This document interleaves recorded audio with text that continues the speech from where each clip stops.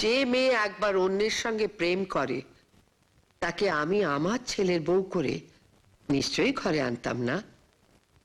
যাই হোক, অরুন্ধতির কথা প্রবাল আমাকে বলেছিল, আমি সঙ্গে সঙ্গে তা বাতিল করে দিয়েছিলাম।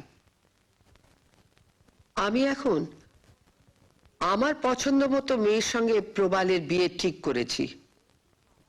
মেয়েটির বাবা খুব ধনী, বিরাট সোনার দোকান আছে বউবাজারে, এবং মেয়েটি যাতে কোনো ছেলের প্রেমে না পড়ে সেই জন্য এক বৃদ্ধ মাস্টারমশাইকে বাড়িতে রেখে ওর লেখাপড়ার ব্যবস্থা করেছেন ওর বাবা।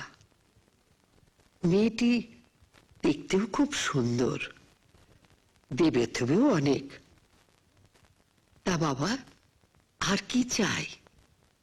আমি আমি এই মাসেই তোর বিয়ে দেব ঠিক করেছি।